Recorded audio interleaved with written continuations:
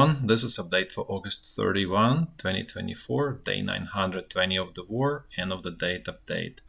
Also catch up for August 30th, 29th, and 28th.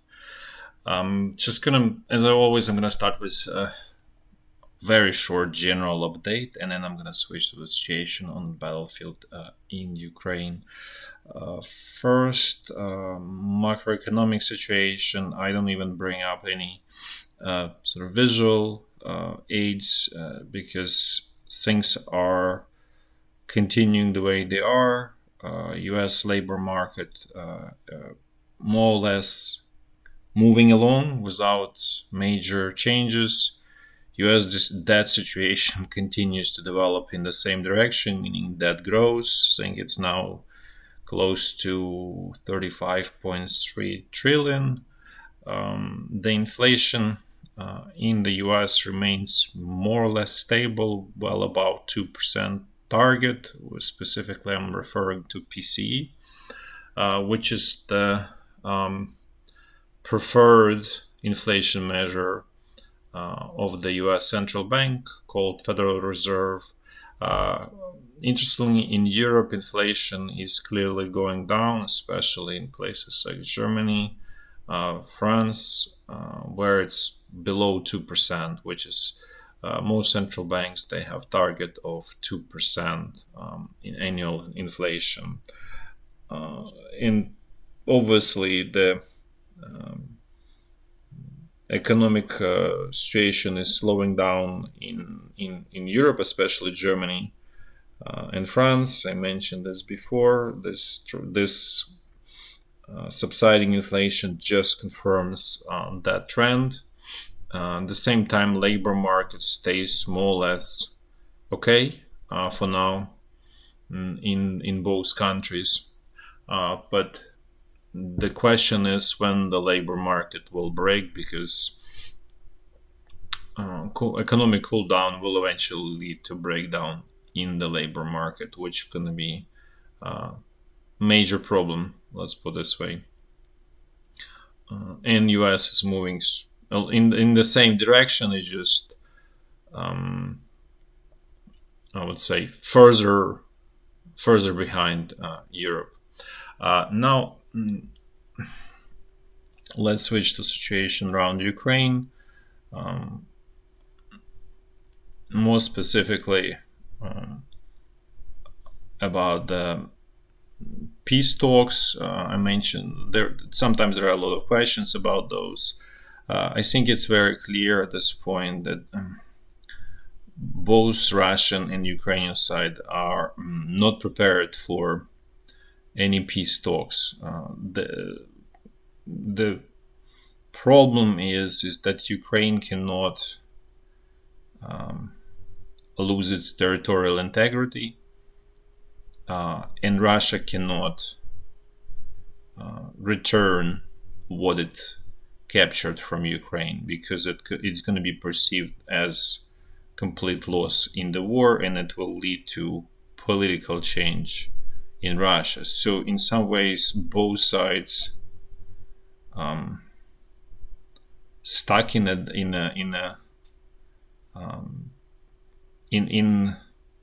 sort of like a terminal fight where there's only one survives. And I think it's poorly understood outside of Ukraine and Russia that this conflict is existential for both countries, and obviously for Ukraine it's more so, because ability to inflict any meaningful damage to Russia by Ukraine is close to zero. However, the problem is that Russia's political top is facing political problem that if they lose this war, they're going to be wiped out internally. So there'll be some kind of coup, something that will lead to change, and that means obviously political death, but potentially physical death to Russian political top. And so therefore any negotiations that imply losing what was captured in Ukraine are essentially impossible for Russian political top.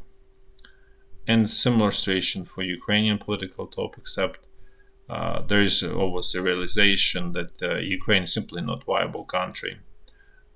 And there will be sort of final blow in a couple of years from Russia to capture what remains of Ukraine. So just want to repeat and summarize that this is existential fight for both countries, and as they say, only one survives. Now let's switch to walk through the front line, and I'll do it in a clockwise fashion, the way I always do.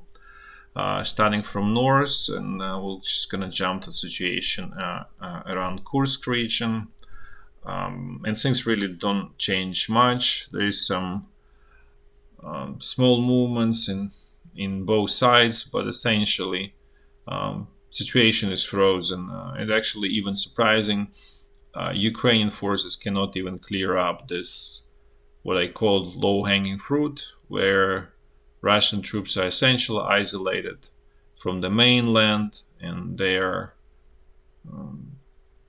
I would say, tactically encircled, but it's Ukrainian forces don't have enough power to sort of close the lid on this encirclement. So this actually speaks quite negatively about the future prospects of this Ukrainian advance into Kursk region.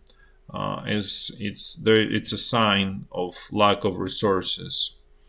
On the Russian side, similar situation of still lack of resources, and to the point that there is open discussion. Let's just keep this the way it is, and we will win war down south.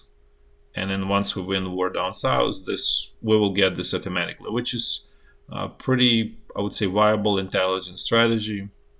And basically, this is what I was saying from the beginning of this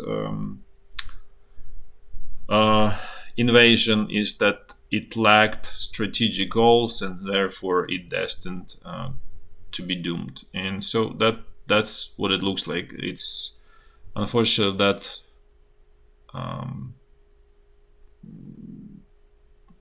prophecy is becoming true in front of us. Now let's move south. Let's see what's going on northeast of Kharkiv. And here everything is frozen. That's why I don't update dates, because it just shows from when was the last date of update, and you can see things are completely, absolutely frozen here as well. Again, both sides lack resources to do anything meaningful. Now let's move to the North Lugansk section of the front line. And situation here is somewhat contained. There is non-stop, very, very small, but meaningful move of Russian forces around this village Pishane. They're trying to move in southwestern direction and western. This is obviously soon will become quite threatening situation. It's not going to be end of the world, but this definitely will create problems once Russian troops reach Skill River. It's not happening soon, but this is where it's going to. Otherwise, situation is completely contained by Ukrainian forces here. Now let's move to the North Donbass section of the front line. And the northern sector is also contained. Some pretty weak Russian attacks that are really distraction in the northern part, and nothing really meaningful happening there. The situation around Chasiv Yar is also essentially frozen. There are Russian attacks to capture village Grigorivka, where I show you, because otherwise this this front line is too narrow to continue attacks, so they need to clean up flanks, and so that really means village Grigorivka, all of actually could be even to this Vasilivka, and they need to finish cleaning up this Ukrainian bridgehead. So there's a lot of work, preliminary work that needed by Russian troops before they can continue attack on CVR. So again, in the same situation, lack of resources. In some ways, this situation on this front line is frozen as well. Now let's move to the central Donbass front line, where really everything is happening. So Russian troops are continuing their advance. It's somewhat stalled, I would say. Over this couple days, they clearly lost momentum. Ukrainian command is bringing some reinforcements finally, right before the front line was about to collapse. So they just did it in last second. However, huge, tremendous damage already done to Ukrainian front line, and it's just will require much more resources to contain the front line the way it is, and it's a big question whether there are those resources on Ukrainian side to continue this containment for meaningful period of time. And let me explain why essentially this is straight. There is a lot of damage, as I stated. So this is the sort of the latest and greatest front line. Russian the key important points is that Russian troops managed to approach village Proming. So this Ukrainian troops completely abandoned eastern part of Grodivka. So there is a tiny stream or river, and that's really what separates both sides in Grodivka. So essentially, Grodivka is halfway lost, you can say, or really close to be lost completely. But the push here is clearly stalled by Russian forces, and the same is happening in Novogrodivka. After capturing it, Russian forces apparently, or Russian command, let's put it better, is pausing activity in this sort of northwestern corner of this whole area of attack. There is some push a little bit in Selidovo. Russian troops entered Selidovo, so there is already street fighting. However, the main sort of attention of Russian command, they decided to turn south, which is and they captured village Galytsynivka, Dolynivka here, and attacking this Zhelana Persha. So let's actually, and also Karlivka, which is here, also being lost. All of these villages were lost, and Karlivka actually is down without really much fighting. So actually, many of the buildings and everything is completely intact. So let's go back to what I mentioned before, that the Ukrainian front line started to really collapse in chaotic way. In I wouldn't say it's a panic, but it was close to that. So for now, it's stabilized for due to the new resources that being transferred by Ukrainian military top. But as I stated, the damage is done, and that's why I want to explain this map where the damage is done. So at this point, Russian troops are attacking Zhelana Persha. Once they do that, then they essentially can clear up all of this area. Will force Ukrainian command to clear up all of this area that I'm showing. The most eastern part is village Nevelske here, and this whole territory is going to be lost by Ukrainian forces, if not immediately. Over next week or two, Russian troops and Russian command will put enough pressure to close this lead here. I don't expect there will be actual encirclement. Most likely, Ukrainian command will pull these troops, or pull all troops will literally leave despite the sort of commands by Ukrainian military top.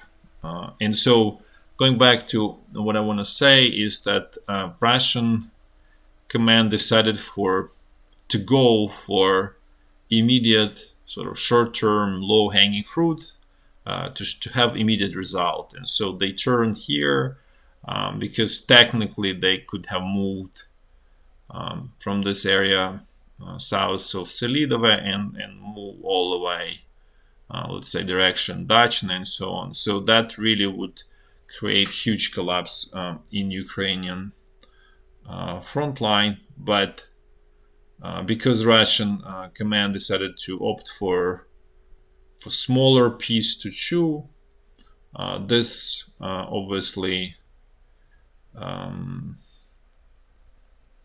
will not create, as I would say, would not create, at least for now, catastrophic